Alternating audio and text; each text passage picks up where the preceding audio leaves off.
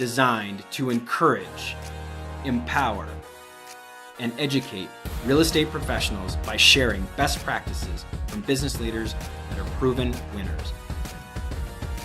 I'm your host, Kyle Malnati, and this is Calibrate Real Estate. Broadcasting from the Mile High City, thank you for tuning in to the Calibrate Real Estate Podcast. I'm your host, Kyle Malnati, and my job is to encourage, empower, and educate you, real estate professionals, including myself. I'm learning along with you as we go along. And I'm so blessed to have this platform to share. We've got some really special messages to share today. It's going to be a discussion about parenting. Now, we've all had parents. Maybe you're not a parent yourself, but we have all had parents. And I think that it's important as we embark on Mother's Day this weekend to just talk about parents and talk about their impact. Before I do that, we were just at a real estate conference where we had the ability to gather 100 of us all in one room, all from across the country. And I'd love to share just a special shout out to Lucy and William, the owners of Lou Realty Group in St. Louis, Missouri, as well as Dana and Alyssa, their teammates. They were all so excited about the Calibrate Real Estate Podcast. And as we were chatting at one of the events for this conference, they just shared that they love it and that they listened to all the episodes and they're so appreciative. And so this is an opportunity to say thank you to my friends from Lou Realty Group in St. Louis, Missouri. Lucy Fight was one of our first episodes, so go back into the archives and download that episode. But let's get to our topic here about parenting. At that same conference, we were hosting Calibrate Real Estate along with several other people in Colorado. We're hosting this event, and it's a real estate conference where former 30 under 30 honorees from Realtor magazine all get together and have this big reunion. There was 100 of us in a room, power-packed day, and we just had such a wonderful, impactful experience. One of the discussions was a panel that was hosted by my good friend Amanda Divito-Parle from Arvada, Colorado. She very willingly took the stage with 4 other working moms, and we'll introduce all of them here in a moment. That they had a discussion about what it's like to be a working professional, a parent, a spouse, but just kind of dealing with all the things that we deal with in our day-to-day lives as working professionals that are busy. And every single one of us is busy. Every person that is listening and tuning into this podcast is busy. So I'm excited to share that message with you. Before I do that, I want to talk to you about another parent, someone that's kind of a pseudo parent to me. My mom and dad are still here. They live in Colorado, and I have an ability to see them on a regular basis. But every now and again, clients of mine are like parents to me, like a pseudo mom or dad. And a lot of times they have their own kids, but because I tend to be a little bit younger on the real estate perspective at 35, some of my clients kind of put their arm around me and they feel like even though I'm helping them with their journey, they're also helping educate me. And so one of those people was a wonderful man named Butch Pfeiffer. I attended his funeral today, and Butch was one of my mentors, is a man that I learned a lot from. My life and Butch's life intersected in 2014 by the grace of God and a wonderful man named Greg Johnson that I work with to this day. Greg and I have worked together for a number of years, and Greg knew Butch much better than I did and had more experience with him. And that kickstarted an amazing 4-year run where we did something like 7 transactions, all sorts of apartment buildings were purchased. 3 different 12-unit apartment buildings were purchased. Another 12-unit apartment building was sold, and a condo was purchased along the way. And just, we have some amazing experiences with Butch Pfeiffer. Butch passed away. Butch had been diagnosed in December, so about 5 months ago, with pancreatic cancer, which for many of you that are familiar with pancreatic cancer, it is a horrible and fast-moving cancer. And when we got that diagnosis, Butch actually came into our office to share that with us as we were working on a real estate transaction. He wanted to come and tell us in person, and that was just the type of guy that Butch was. Butch is a wonderful man, and I'm going to hold up a picture for those of you that are watching on YouTube of Butch and his wife, Patty. This is a dream vacation of theirs. I don't remember if it was exactly when he had retired from his working life or if that was right before, but it doesn't really matter. But that's a picture of them on the Oregon coast at on a vacation that they had been planning for, and just was this wonderful getaway. And they're just so happy. That was a couple of years ago. And so Butch's funeral today really was an interesting reflection for me. I've been to a number of funerals, as I'm sure many of the people that are listening have been to. And I find it very interesting that, in many ways people enjoy weddings and funerals are more common. I had a buddy tell me the other day that, for every wedding, there are 2 funerals at some point. If you think about it that way, kind of makes you think, right? And so at Butch's funeral, I had an amazing opportunity to listen, as everybody did in the congregation, at this beautiful Catholic church just north of Denver. Butch's adult children had the opportunity to share each of their own short eulogy about what their father meant to them. And I agreed with everything that was shared in this eulogy. And Butch, for me, is someone that is a mentor and someone I aspire to be like. I don't know when I'm going to pass on. I know that Butch is in heaven. He was a Christian and is a wonderful man. But I will tell you that when I do pass on, I hope that people describe me like they described Butch Pfeiffer today. Here are a couple of the things that they described about Butch. These are his children speaking about him. That they appreciated all of the prayers, love, and unwavering support that we've all provided over the past couple of months as their dad has battled cancer. Their dad was a strong, independent, and self-sufficient man. He had integrity and moral conviction. He had determination, fortitude, and demonstrated pure grit when he was trying to achieve an objective. He lived by the golden rule. And for those of you that may not know what the golden rule is, Jesus mentioned this as one of his commands to people before he left this earth to go to heaven. Jesus mentioned that you should treat others as you would like to be treated.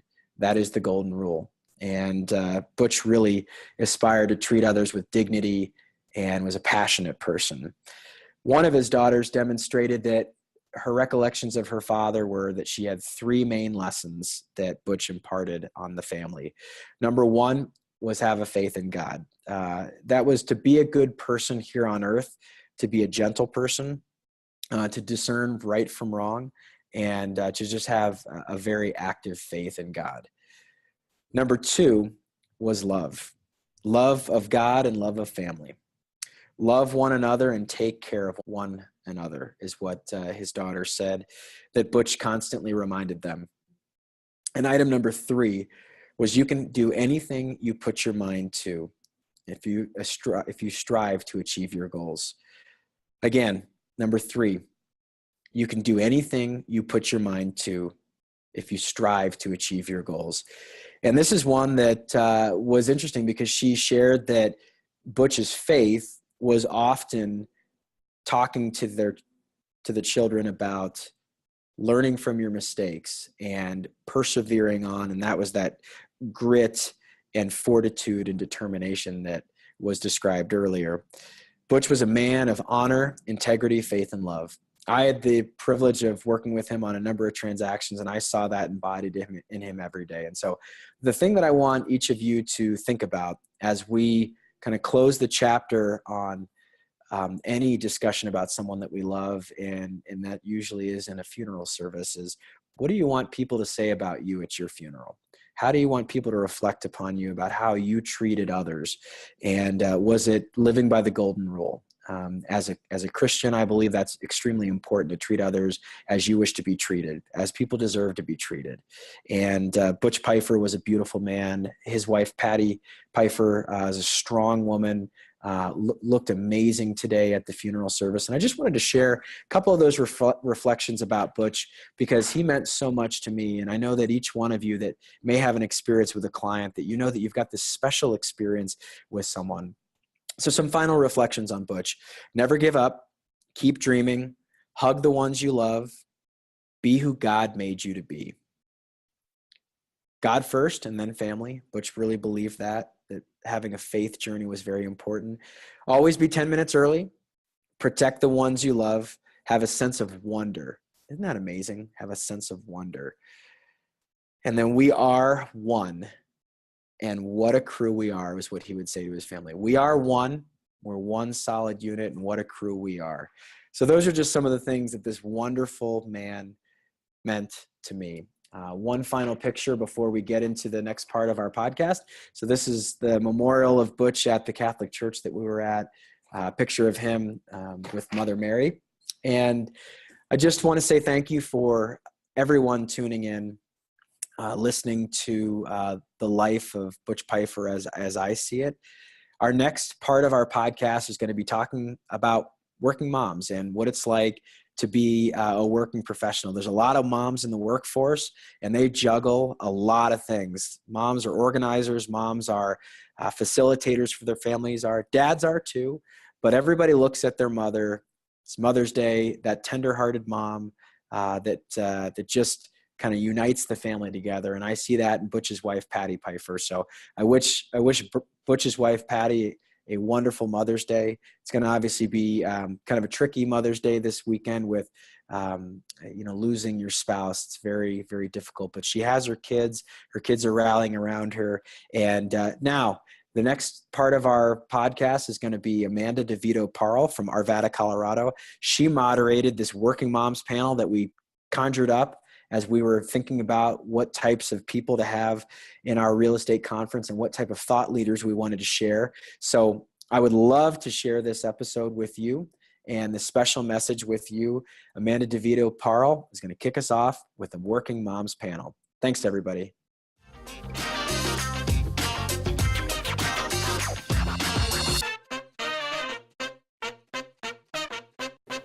Welcome to sunny Denver. 300 days of sunshine, the best ski mountains, and good craft beer. Anybody having a little hangover from last night? Yeah, come on up. Welcome, ladies. Ladies, hello. Shall I sit? I shall sit. I wanted to thank Kyle for the amount of work he put in on this event. He's pretty badass, I think. And, he just put a lot of time and thought into the content of this for you. And so I just wanted to give Kyle a quick shout out. I don't know where he's at back there.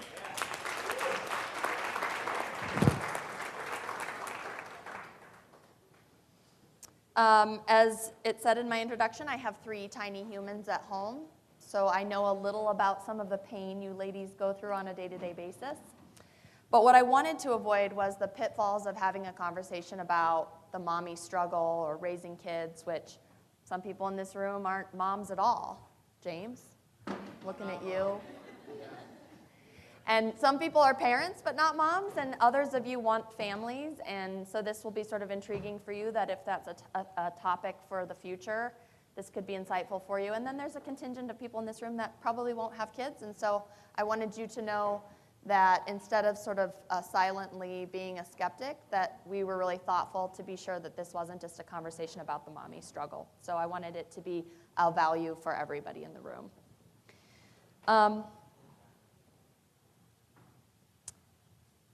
One of the things I'd like for you to take away here is that we feel that everybody in this room has to have a strong purpose. We talked a little about that with James this morning. That everybody has obligations outside of work, including fur babies and other aging parents or nieces and nephews, busy travel schedules. I mean, those things are obligations outside of work. And so we just want to give you an opportunity to be your best and most highly effective self. And some people who are juggling and spinning many plates, like these ladies here on the panel, I think will be a good example of that for you, all while doing it on less sleep and with less time, right? And the never-ending list of visible and invisible lists of to-dos, which I know you all have. So I want to introduce the panel here. To my right is Tara Moore. Tara's a second-generation realtor in Florida. She opened her own brokerage very recently, right? 30 days. Called Tara Moore Real Estate with her husband, Matt. She has a 7-year-old son, Grayson, and a 6-year-old daughter, Lainey June. Tara worked in marketing and business and hospitality in corporate America before getting into real estate in 2013. And in a short time has closed an enormous amount of business. Anybody who's inside the RE/MAX organization knows this number has meaning to you, but you made Titan Club last year, is that right? Can I tell them what that is? Yeah. It's $750,000 in gross commissions earned in 1 year. In 2017, she brought in her first 30-hour-a-week part-time assistant at the advice of some in this room. A lot of pressure from those people. And today, Tara and her family enjoy a debt-free life. They love to travel, boat, and spend time with their family. She works really hard, just like everybody else in this room. Tara's a part of Realtor Magazine 30 Under 30 from 2015, which got you this special invitation into this group. So please give a warm welcome to Tara. Any good with it? Nope, I'm good. Thank you. Meet Rachel. Wait, my clicker. Not Ivan. So cute. Working moms. That's me. There's my little guys, Evelyn and Nolan and Oliver at Easter this year. I'll come back to this takeaways because I want to do that. And then there are your really cute kids. Love them. And you in Central Florida looking very springy. Sarah in the middle, the blue. Meet Sarah. Sarah was raised in Austin, Texas. This extroverted only child with a rebellious streak moved out at 18 and married her high school sweetheart, Kevin. Today they're raising and homeschooling. A little appreciation there, right? Raising and homeschooling their two kids, 8-year-old Ben and 6-year-old Will, on 7 acres with 15 chickens. I had the pleasure of getting to interview these ladies before coming here, and she just lives a really humbling life. I think it's awesome. At Texas State, Sarah bought a rental property. She enjoyed helping in the process and got her first taste of real estate. She found a Groupon for real estate school and abandoned her work as a child care provider to start her own business. Today, she enjoys incredible success while maintaining great balance and working from home, taking lots of RV trips, loves playing games with her kids, and is laser focused on becoming debt-free. Sarah was a part of Realtor Magazine's 30 Under 30 in 2017, and she is a no-nonsense go-getter who knows how to work hard, play hard. Welcome, Sarah Lyons.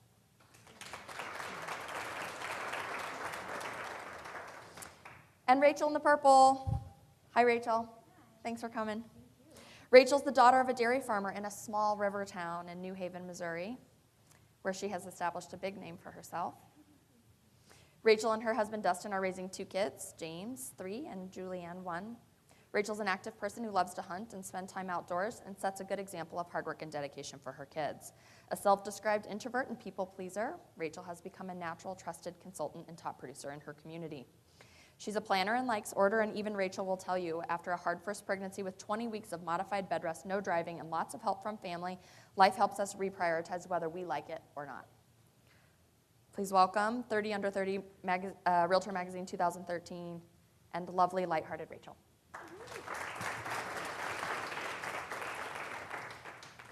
And Ashley on the end, our newest mom to the mom panel. Ashley, a bubbly middle child, was raised by 2 deaf parents with 2 sisters. Ashley's married to Jordan, who we partied with last night. Super great guy, he and Matt. Ashley has a 5-month-old baby, Nixon. She started working as an admin in real estate. She left to start her own gig in 2010, and in 2017, just 5 days before the birth of her baby, and anybody who's ever known anybody that's pregnant knows that 5 days before you give birth, you're like this big.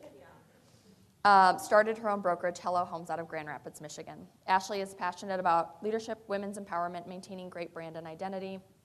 Her modest upbringing has taught her not to take life too seriously, so she can think clearly and calmly for her clients in tough situations. She's found that she cannot work from home with Nixon and the nanny, so instead goes into the office and loves the challenges of running a highly successful brokerage. She loves to entertain, aspires to raise hardworking and successful kids, and has a contagious personality. Ashley was part of Realtor Magazine's 30 Under 30 from 2014. Welcome our newest mom, Ashley Dietch-Shaefer. Okay, so one request. This is me asking you to opt into this conversation and not to be silently skeptical that this isn't just a mom's panel, although we titled it that. In hindsight, maybe we should call it something else. But what I want you guys to do is learn from outrageously productive peers, right? These gals are selling a ton of real estate in their market. I want to establish strong purpose for you. I want to give you permission to run the business you want to run or the business you dream of. learning how to be laser focused and refine priorities, how life changes us and how we adapt to new normals, what obligations look like for everyone, and those are different, and of course, suggestions for avoiding burnout. So Tara, I'd like to start with you. Teach for a moment about the power of saying no to all things and all people. You once shared with me that you said no to time suckers and grade A jerko clients, and that you say no to driving all over Creation or Central Florida for a deal or a buyer. Hello, hello. There it is. There we are. So I can't sit here and pretend like it was super easy for me to all of a sudden just say no, no, no. It took a while to get there. I think a lot of us are very similar. All of us are very similar. We're driver, go-getter personalities, which just automatically leads us into being a yes girl or a yes guy, right? We want to say yes to everybody. But I was burning out at a rapid pace. And I just have some notes here. But and my dad taught me, I'm a second-generation realtor, so my dad taught me very early on, just in life and in real estate too, that when you say yes to something, whether you like it or not, you're saying no to something else. So if I'm saying yes to going out with a client that I don't particularly enjoy, I'm saying no to spending more time with my family. I'm saying no to spending time finding clients that I actually really, really want to be around. So two things that I did, first of all, to have the peace of saying, you know what, I don't have to work with every client that comes my way. And not saying that in a cocky, confident way, but realistically, like I don't have to make that choice to work with every single person. So I do a client meeting. I've always done client meetings, but now as I started to be more strategic in who I was going to work with, I used that meeting time not only as a time for them to get to know me and interview me and figure out if I was the right fit, I'm also using that time as I'm scoping you out and figuring out, are you going to be a time suck? You know, do you have unrealistic expectations that even my best tactics and strategies are not going to be able to help you with? And, you know, saying no thanks to those clients. And then the second thing was, again, starting the business, I was driving anywhere for the deal, and that was fine. But as my business grew, I was still functioning that way. I was driving everywhere. I had to take a step back, and I chose referral partners in my local market. Anything outside of driving 20 minutes. I stay within that 20-minute radius. Anything outside of that, I strategically met and interviewed partners that I felt were very similar to me, that if I got a call, I could say, you know what, I don't work that area anymore, but I can connect you with somebody that's very similar to me. And that's been an amazing thing that I've done for my business in the last 2 years. Sarah, you and I have talked at length about, you know, how this business is so 24/7, doesn't it feel like you're always on with people? And just that we've become this society of urgent, you and I had that conversation too, but how do you avoid pitfalls of people sort of boundary setting, if you will, or people trapping you for your time? Talk to the group a little about how to set boundaries with clients, how you've learned to establish. Absolutely. So that's always been a learning experience. I mean, I'm sure all of us have had that issue where they ask for something and you're like, I'll have it to you in 5 seconds. Or, hey, I want to go see this house in 20 minutes, and you drop everything. So doing the buyer consultation, I feel like, is extremely valuable, setting that expectation where, look, you're choosing me because I know what I'm doing. I'm a high producer, but I also schedule out. So I need to get at least 3 days notice. I will covet that time. We schedule that time. That is our time to go and see 10 houses, 5 houses, whatever. If there's a last-minute house that you think is the dream home you need to see, I may not be available. I will get you an agent that will be available. And as soon as I have that conversation, it's freed myself up for the expectation. A lot of times, they don't even want to ask because they know that that's the answer is going to be, I'm going to have to find you someone else. So more than often than not, they're willing to wait. And don't you feel like when you set those boundaries, and my dad used to say, it's not a very good analogy, but you train your clients like you train a dog, right? And so, you know, that the minute they get that one time from you, right, they're gonna know next time if they want something to be on the list, they'd better get it to you the first time. Absolutely. So using our local market has the multi-listing service portal where clients are able to heart properties, leave notes within the MLS portal. And so I've trained them to where it's not send me 3-4 MLS numbers by text, email, whatever. No, you go in, you heart them in your portal, and that is what I'm showing you. Yeah. Same with when it comes to these last-minute appointments, they just have that expectation already set up, so it saves everybody a lot of heartache. Exactly. Rachele? So I want to start by saying, forgive me for being a little stereotypical here, but you're from a small town. Yep. very small, 2,000 people. 2,000 people. And do you feel that there is a sharp contrast in gender roles still, that women should be in the house and men should be in the field? And how have you been able to break through that stereotype as a successful businesswoman, or can it be both? And what does that look like for you? Okay, so like I said, I'm in a town of 2,000 people. We are in a farming community. And yes, there are some of those stereotypical gender roles. With clients, it's very easy to tell that difference if that is a family or a couple that has those roles. And that might be different as a point to who is necessarily making the decisions or in charge of that decision, and who is your primary contact. So it's different to find out. You really have to pay attention to those clients because they're all different.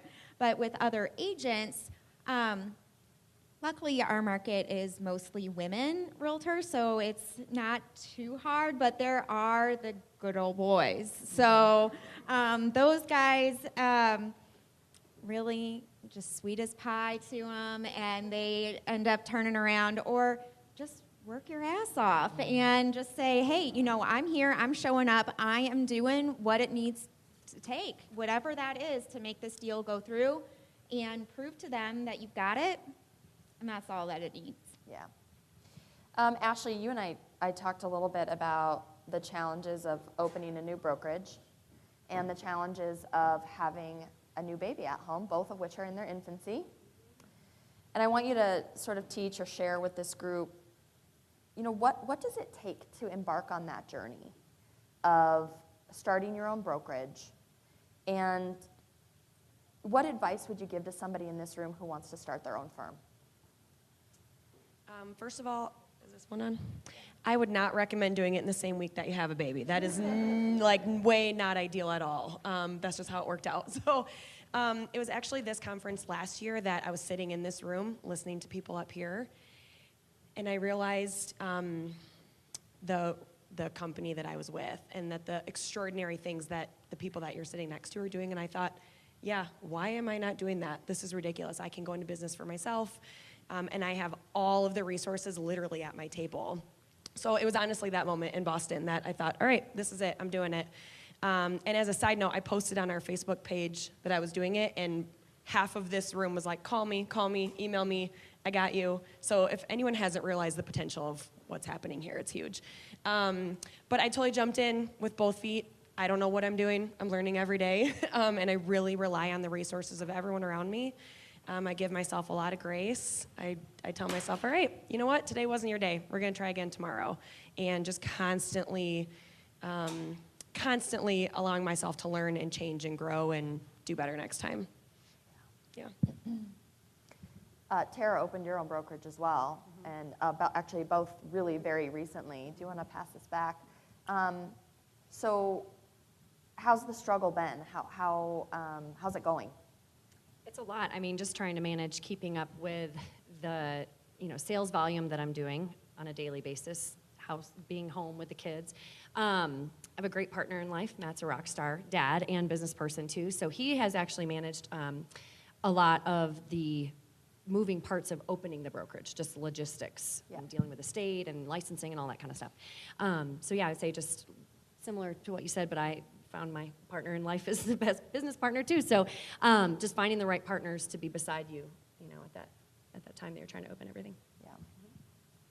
Talking about being focused and having super high priorities, you and your husband live debt-free. And when I say debt-free, I mean these folks are 32 years old and they don't have a mortgage. They don't have any consumer debt. They are living and breathing the Dave Ramsey strategies. And a completely debt-free lifestyle. Talk about how liberating that has been for you and how it has changed your ability to serve your business. So it's huge. As I was thinking about this topic, this question, I was just doing a little bit of research. I mean, I know these statistics, and you probably know them too, but there was a recent study that showed 85% of Americans are living through debt beyond their means, 85%. Wow. So it's huge. And we were too. years ago, 6, 7 years ago, before we were introduced to the Dave Ramsey Financial Peace University program, which if you've never heard or seen that, I highly, obviously recommend.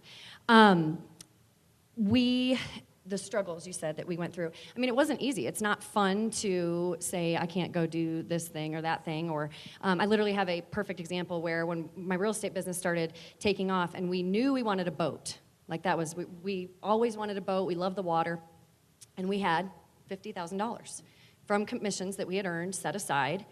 We had, at that point, paid off student debt, consumer, credit card debt, but we're sitting on this pile of cash, right, and we're going, we know we want to pay off our mortgage. This is only going to make a small dent on that, or we could buy a boat. Like, what are we going to do? We literally, I mean, I'm talking hours. We sat at night looking at each other going, And we finally hit that button to put that $50,000 on the mortgage, and that was the first big crack at making a dent in it, and we have not looked back. Not only have we paid off the house, starting with that little chunk, but that has just allowed us to grow. A couple examples. So as of 2 years ago, we literally have no credit card. You can live without a credit card. I have a debit card, that's it. You do not need a credit card to check into a hotel, to fly on an airplane, as they make you believe. So as far as the freedom piece, our business is cyclical, right? And I mean, we're all top producers. We all hope that we're all going to be top producers forever. But I just have this added reassurance without having debt that if my business were to go down slightly or a lot, that I truly don't have to worry about my home being taken away from me, my kids not being able to go to the school they want to go to. And then the second piece is kind of in line with what I talked about first, is I have the ability to say no to a lot of things, including people that I don't necessarily want to work with, because I don't have to work for the deal. I don't have to work for the commission. And in the same breath, that allows me to be a better advisor for those clients, because I am not in any way focused on the commissions. Money's great, obviously, but that's not my sole focus and my sole priority, so that I can pay an outrageous amount of consumer debt. Yep. Sarah, we talk about balance. Certainly as mothers, we know there's no such thing as balance. There's a book called The Balance Myth for any working parent out there, and it was written by a woman named Teresa Taylor. I read it. She handed it to me. She's a client of mine. She was the COO of Quest Communications, and she handed me the book at a lunch table. She had asked me about buying a piece of land, and I went home and read her book, and it's a story of adversity. But basically, the thrust of the book is be present wherever you're at. That you can have it all, you just can't have it all at the same time. And that you just have to be present in the moment. So if you're here today doing this, be here today doing this. And if I have a soccer game to attend for kids, be there in that moment doing that. And don't you find in this business that we're so distracted? It's so easy to pick up our phones and just check out. And that goes for kids. It goes for, sitting at the dinner table with your mom and dad or with a client. It's so easy to check in and out of this business. So we all know balance is a myth. It's a myth for everybody. But that was a great piece of advice for me that changed a lot, which is if I'm in a staff meeting with my staff, be there, right there in that moment. And, other things can come and go. So, Sarah, we talk about balance, which we know there is no such luxury. However, you absolutely kill real estate. And you do it mostly from home and in your hybrid car, which you get 44 miles to the gallon on. Super hot little thing. Probably accomplish a lot in the car too, right? And so I want to know, what does that look like for you? What does that balance look like for you in your life? And what advice do you have for somebody who's just feeling off kilter today?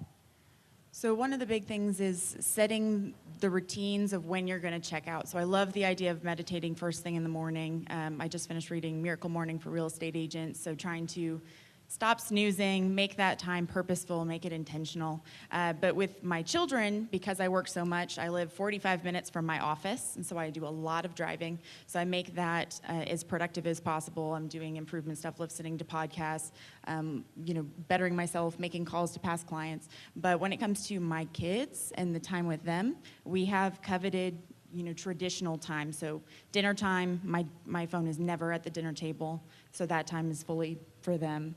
With bedtime, we're working on book 5 of Harry Potter, and so they look forward to it every night. So sometimes I don't make it home or I'm gone all day, but they know that's what we're looking forward to. So we have those special times for that.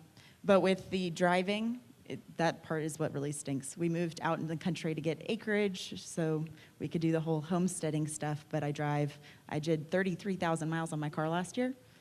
So it's a lot of driving. Yeah. But making it intentional, making it, voice to text and lots of podcasts. Ashley, I thought the story of your mom and dad was really fascinating, and thank you for sharing with me. Ashley's mom and dad are both deaf. They met at a deaf college, and you learned sign language from a very early age, really your first language, right? And I just think you have a really tremendous story of adversity and adaptation. So I wanted to ask you, how's that translated into your business? And how has that humbled you? And tell us or share a little about that. Yeah, I learned sign language as my first language. And most people don't know about, the deaf culture, obviously, if you're not immersed in it, but it's very expressive. They really rely heavily on body language, on facial expressions. So I've become, obviously I'm expressive myself, but I really rely on that to read people, to read my clients, just how you're sitting, what your face is saying. It's incredible what you can learn from your clients' nonverbal cues. So I use that in my business often. If you're walking through a house and someone's just kind of not doing much, they're probably not into it. Or if you're sitting at a table for a client meeting and they're not leaning in, they're not engaged, they're not listening, that's probably not a good sign. So learning from those cues that I've just grown up with has been really helpful for my business. And watching my parents, I grew up very middle class, they're very hardworking, so watching them kind of go through some of their struggles through work and really working hard and persevering has obviously helped me as well. Yeah, I was just thinking in my head, just makes you such a compassionate Absolutely. broker, right? Yeah. It's given you this edge to compassion. Right? Yeah, and just knowing another language, that's another niche that I work. So there's deaf people everywhere. So I help them find houses too, of course. Yeah, wow, Yeah. great. Mm-hmm. Yeah, so great. Yeah. So let's see, we talk about, I like talking about the idea of giving ourselves permission to do certain stuff. Rachele, one of the things that you and I talked about that's especially true for working parents is that we can all, working anybody's, is that we can all get into a funk. And I would say that those people who have children know that when your kids come, you have to step away from work in some way and take some time off, whether that's a dad taking a week or two off with a new baby or moms taking a couple of months off with a new baby. But in either case, to get back into the swing of this business sort of requires us to rejuvenate ourselves. And so I want you to talk a little about survival in this existence, and then a little about what you do to recalibrate so that you can move ahead and get yourself geared back in.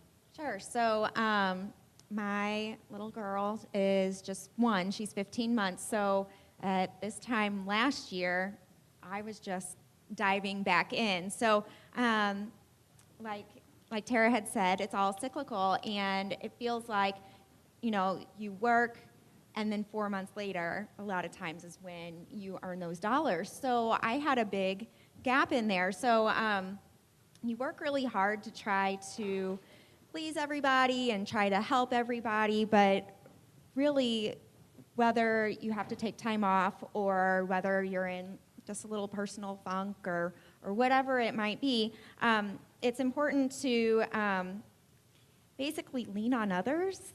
I mean, there's somebody else who's going through what you're going through. I myself suffer with postpartum anxiety and depression, and so it's been very important to me to reach out to those other moms who have the same experiences and ask for advice and ask for help and lean on them to help pull you out of whatever it is that you're experiencing. There are so many facets to that in different communities that can help, whether you find them online or through a therapist or just call a friend, whatever it is. There's always somebody who has an experience that is like yours, no matter how alone you think you might be. So lean on others, find your faith. I am very much in a good place with God, and whatever your faith is or isn't, there is something out there that calls to you.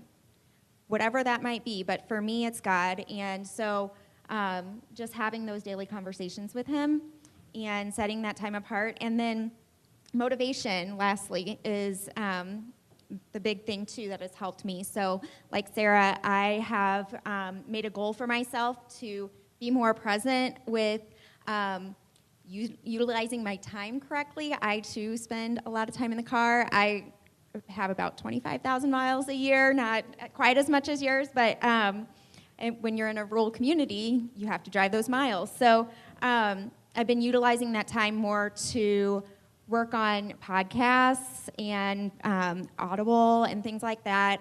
I reread Miracle Morning for Realtors recently. Also just finished up with Hello Mornings by Kat Lee, and it was very good to tell me, you know, hey, it's okay to take that time with that, the Hello Mornings. It's literally 3 minutes. 3 minutes, everybody's got 3 minutes. So often it feels like you don't have that time. No, you've not made it a priority. Mm-hmm. So just rejuggling and making sure that you make the time for those things that are important. Yeah. Tara, we've talked about burnout before. I mean, when Kyle and the group from Colorado and I sat down to talk about what we wanted to accomplish here, burnout was one of the topics that sort of kept coming up.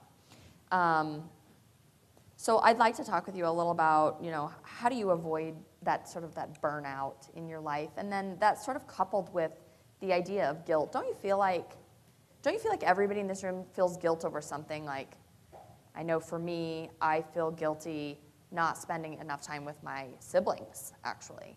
I have 2 really great brothers. I hardly have a relationship with them today because my life's just pulled in different directions, so I feel really guilty about that. As a working mom, there's guilt, right? You put your kid in daycare, and you show up at the daycare, and there's like snot dripping down their nose, and you're thinking, I've been at work all day, and you've been here sick, and they didn't call, and that, like, it's deep. Like, that stuff is really hard. So we talk about sort of these like areas of our life that bring us a lot of guilt. And as real estate agents, you guys all know, we are overcommitted. We overcommit ourselves in many areas of our life, and that can bring us guilt too in our business. Telling somebody you're going to do something, you didn't get it done on time, and then you kind of are a drag on yourself, or you're hard on yourself with that guilt. You and I've talked about that before. So you say stop being so hard on yourself, and in general, how would you talk on sort of releasing some of that and just saying, you know, let it go? Yeah. So I had a huge moment, or a number of moments, in 2016 when I was working like a dog. I was up till 3 a.m. every morning after I was done doing the mommy thing at night, dinner, bath time, you know, bedtime, working until 3 a.m. When I literally I stopped and I realized that the guilt, the mommy guilt, or whatever you want to call it, and for me it was mommy guilt, was the number one biggest stressor upon my life. The big guilt I was placing on myself mostly. And I literally had to look at it, you know, straight in the face and just say, okay, I either need to embrace this or I need to quit. You know, those 2 are the 2 choices. I didn't want to quit, so I had to figure out a way to embrace it. And I think the biggest thing for me, I had to start being okay with saying to not only myself, but to my husband, my kids, and just everybody that I came into contact with, is sometimes this is the best I can do today. This is the best I can do today, even with my kids sometimes, you know. And sometimes it's cereal for dinner, just being honest, you know. And I say to them, I love you. This is the best I can do today. Mm-hmm. And they get it. Mm-hmm. And I had to also look at my kids and say, you know, they are benefiting from what I do. They are benefiting from me being, number one, hardworking. They're benefiting from seeing how hard I work, how passionate I am about something that I believe in. And that's going to help them be who they are moving on. I grew up with 2 entrepreneur parents, and I know without a shadow of a doubt that greatly influenced who I am. Number 2, they benefit financially. Sending them to a great school, letting them travel the world, you know. And what we started doing as they got a little bit older is looping them in on those conversations. Not, you know, to a great depth, but saying, you know, you like to go on cruises? Yeah, this is great, this is fun. We get to go and do these fun things because mommy and daddy work so hard, and sometimes I'm on the phone when I don't want to be. But that allows me to make money so that we can pay for these things. So looping them in, and we are a family of 4, and we are a team. Mm-hmm.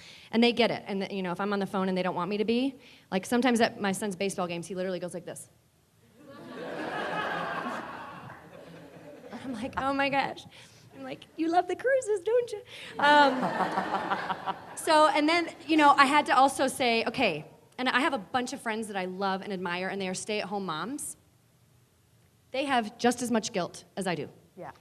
It does not matter. The grass is not always greener. Just because they stay home, they don't work, they don't have a business, the grass is not greener. They have just as much. Again, going back to balance, balance is a fake word. Just doesn't exist. And then, it just doesn't. And lastly, me really realizing I'm so much harder on myself than anyone, and especially my kids. The way that my kids see me, and Matt most of the time probably, is totally different than how I see myself, even on my worst days. So I started making a list, which was hard, of all the things that I do right as a mom and as a person. And that has been a great thing to do, and just look at and say, you know what, this might not be a great day, but these are all the things that I did right today. Right, sort of a positive affirmation type thing, and just reaffirming yourself. Yeah. You talk about the fever pitch of the business and the swinging pendulum. It's kind of like a seller's market and a buyer's market, and right in the middle is the balanced market, and it happens very, very infrequently, right? Like the pendulum is constantly swinging between a buyer's market and a seller's market, and it's very infrequently swinging down here at balance. And I feel like that's the nature of this business, right? We all sort of adapt to that, to those kinds of markets or swinging markets. So yeah, we were talking about that. But the other thing I wanted you to touch on was, your board positions, the volunteerism, and is anybody else here doing a lot of that? Ashley, you want to talk about that? Like, how are you going to decide where you're going to put your time now that Nixon's looking at you?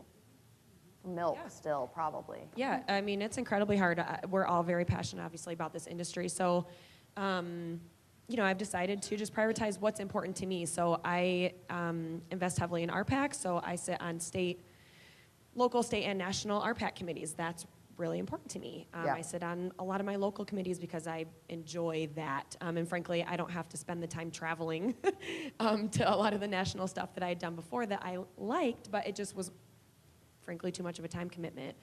So I really took a list of the things that I was being asked to do or wanted to do.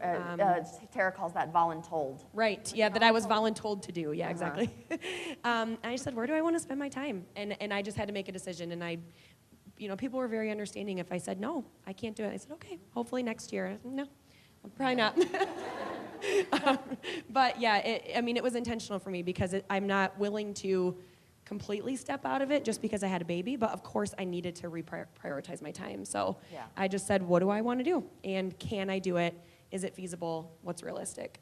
It's interesting. I look at my little life in real estate, and I was on the board, secretary of the board, went on to earn the 30 under 30, was asked to be one of the original 8 to start the YPN back in 2008 with Shannon Williams King, and who else was on that group? Shannon and James, maybe Koki, and anyway, a really elite little group of 8 of us from so many. But so I was doing the local thing, and I was doing the national thing, and I was on strategic planning for NAR. I was doing all of this stuff. I was volunteering like crazy. I was being of service. I was being voluntold to do all this stuff. And when I had the first baby, I felt like I could give up a few of those things, and I could still work. And then after the second baby, I gave up more of those things, and I could still work. And then by the time I had the third baby, which anybody considering a third baby, I would, It's you, Koki, buddy. Yeah, I'm talking to you. No, but I mean, at some point I just realized, like, that stuff has to go. It's just not the era in my life, right? It's just not the right time. So people will forgive you, and the business will come from a different place. So I tell a story about how I was leaving the preschool, which is a mommy guilt thing, but frankly, the preschool's been one of the second best things for my business, right? I hear people say they have nannies or in-home care or whatever. I take my kids to a preschool where there are 200 other working families that walk in and out of that door. And I don't mean this like in a stalking, weird kind of way, but I sort of like loiter around the school like a little bit in the morning and the afternoon. Because one afternoon I had a girl from my little boy Nolan's class, her mom came running down the hall, literally sniffing behind me. I could like feel her breath behind me in the hallway of the school, and she said, "You're in real estate, right?" And I said, "Yeah."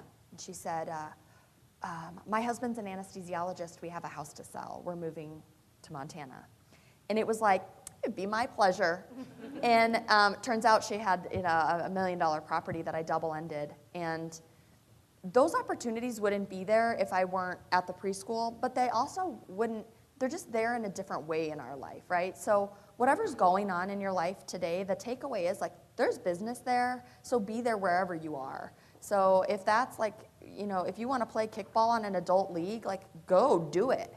And there will be people there that will want to buy and sell real estate. And so that's the takeaway, is that kids, and I will say there's a small group of people in this room who don't yet have children and want kids sometime in the future, and there's fear about how you'll ever, like right now you're operating at your busiest potential. You're doing as much as you can possibly do today. You can do no more. And you think to yourself, how in the hell am I going to add a kid into this mix, right? And we were having this conversation last night. Tell me your name again. Kate. She says, "Yeah, my husband's been breathing down my neck about having a baby. Like, shit, I know I want to do it, but like, man."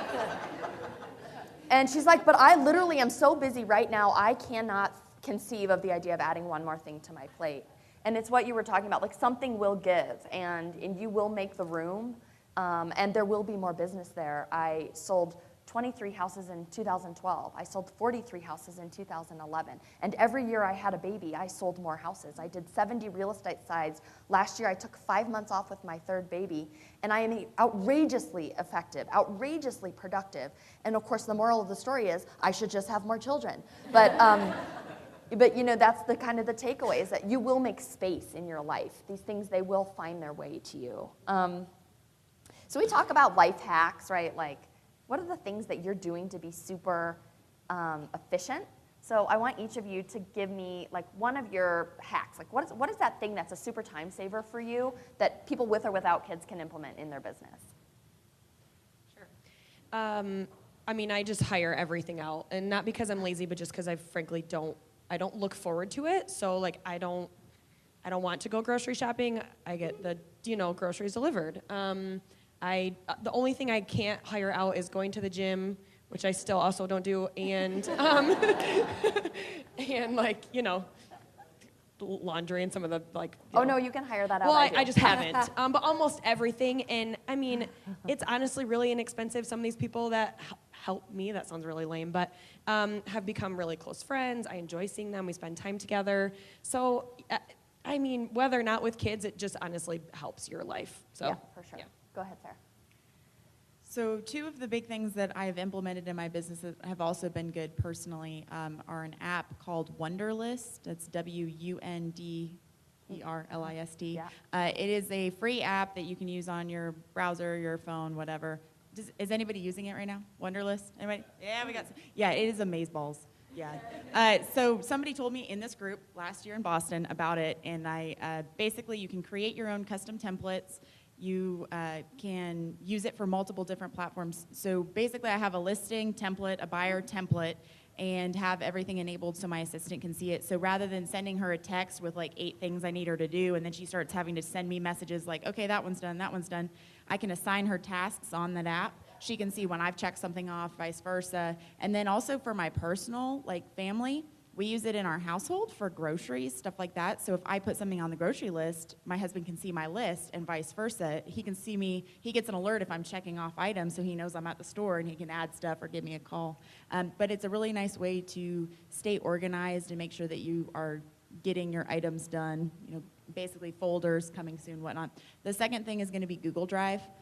For $2.12 a month for 100 gigabytes of storage, it's insane. But getting a file, sending it on your phone straight to the folder. Now your assistant has access to it, your admin has access to it, so everything is backed up, and it just simplifies things. So you're actually really what you're talking about is the power of a contact management database or a CRM. Yeah. And this is super totally not moms related, but and I like to get this temperament from the room, who is using the best CRM in the market today? What a moving target CRM is. 230 real estate CRM products in the market. And I feel like the old ones are becoming antiquated, like Top Producer. I feel like Salesforce is great, but really expensive and takes a lot of need.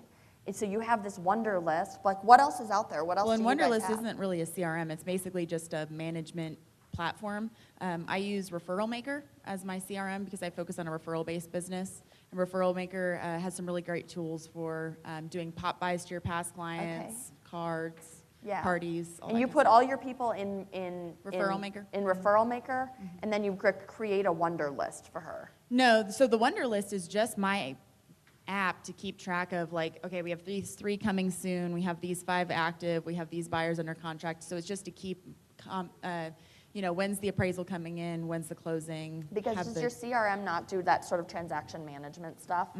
No, I handle it. It's Wouldn't basically it be, just between me wouldn't and it be my agent. glorious if it did both? Do you have that? Yes. What is it? Well, I mean, there's a program out there right now that I think is probably the best, possibly the best in the business. It's called RealVolve. Is anybody using this? Never heard of You're that. using RealVolve? Yeah.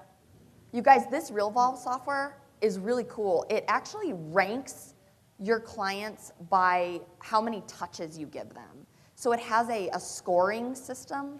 So if you made 5 personal phone calls, sent 10 mailers, and did 2 client parties that they attended last year, it would score that client, and it would tell you how rich your relationship with them is. And then if you had a past client who you didn't touch at all last year, it would tell you how poor of a job you're doing. So if you're using the system, it's pretty cool. But it has all of those action plans where you can basically create to-do lists, and once you put something under contract, you can click it, and it'll send a whole do list to whatever party on your team you want it to send to. So it's pretty cool. I know Koki, you use Salesforce, and that's been a great tool for you in your business, right? This was a total digression, but everybody likes these sort of Salesforce type tools, right? What is it? Brivity. Yeah, you're liking it? Contactually. Is it powerful enough? I don't want all the bells and whistles. It's like red, green, yellow, based on how many times you're following up with them. Okay. Similar to your richness you're talking about. It's just a list of clients when the last time I texted, emailed, or got in touch with them, green. Okay. Yeah, I love this stuff, especially for a referral-based business. What are your life hacks, Rachel? Sure. So I hire out, just like Ashley does. So cleaning, landscaping, which I love to do. I love to do it.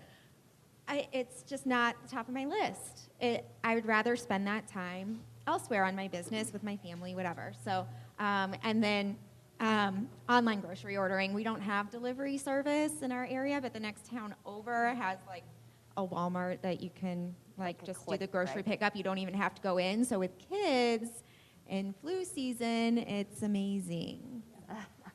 Okay, and your life hacks? So I love Mel Robbins. I like to listen to her stuff. And she did this great video about doing a brain dump. And that's something that I have been doing without knowing it was called a brain dump for a long time. And basically what it means is there's so much up here, there's so much going on that, and technology's awesome, but there's something about writing it out.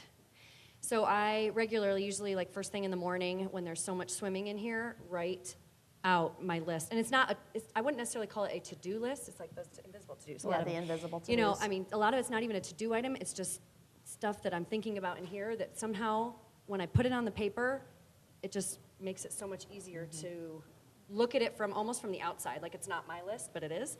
And really, prioritize what I need to do.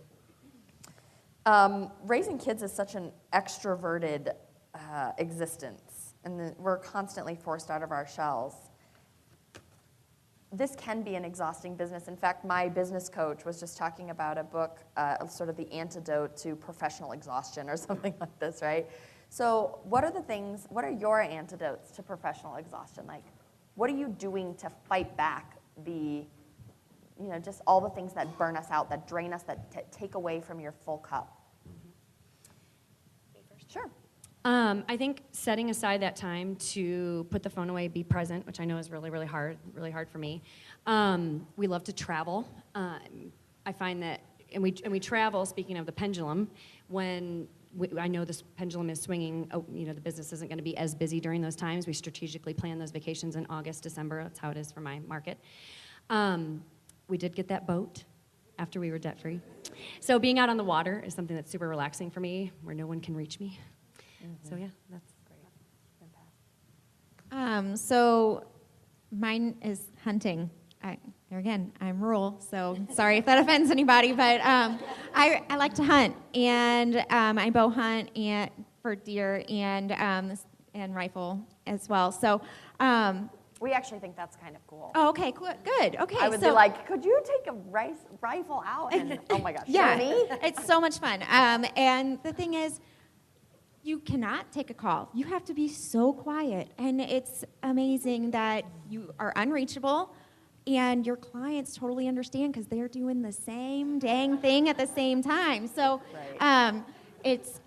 you do not have a phone on, and you get to watch the sunrise, you get to watch the sunset, hear everything quiet around you, and it is such a breath of fresh air to be out in nature like that. So that is my recharge. I enjoy that very much. And then afterwards, if somebody does get like an awesome deer, then you go to that person's garage or where their cooler is or whatever, and you're looking at the deer, you're having a great time, and then it's a party that lasts a long time. So so you get that kind of networking afterwards, but after you've had the recharge. That's funny. So we're down on short on time. Quick. Okay. So to recharge, exercise is one of the big things. In Texas, we have a thing called Camp Gladiator. I don't know if you guys know what that is. It's basically CrossFit, but outside, because we can handle weather. Just saying. But It was windy here yesterday. There were a lot of people throwing up on the airplane. we all would have right? worked out anyway. But it's one of those things where you think, I don't have the time, and suddenly it happens. We have like a rule, you don't have your phone out. It's in your car when we work out. It's been great because it gives my husband a break from being with the children all day. I take them with me. They make friends. I get to exercise. I already have one house that's closing next week that I got because of working out with Camp Gladiator. Yeah. And then the second thing would be travel for sure. Our goal last year was to go on 12 trips for the year. And sometimes that's just take the RV out for 2 nights, just somewhere close. But being able to homeschool, we have the ability to travel all over the country. And so my 8-year-old had been to 36 states by the time he was 6. So going to see the solar eclipse in Idaho or going to DC to go and do all the museums, having that flexibility. So I drink a lot. That's really kind of my thing. I'm just going to be honest. I drink a lot. All right. Thank you, everybody. Thanks for coming. Yeah, that's it. I'm being really honest. We're good. Yeah, I think Rachel said Rachel has 3 hard drinks a night. And I just met her yesterday. I was like, I really like you a lot. That's me. So yeah, like I said, I have a 5-month-old, so I haven't really figured out how to go to the gym, and I probably wouldn't anyway. That's just not me. But yeah, seriously, my husband and I, we drink a lot of wine. We just drink a lot, and we hang out and we relax. So that's really working. You're very cool. Very cool. Very recharged. Just being honest. All right, thanks everybody.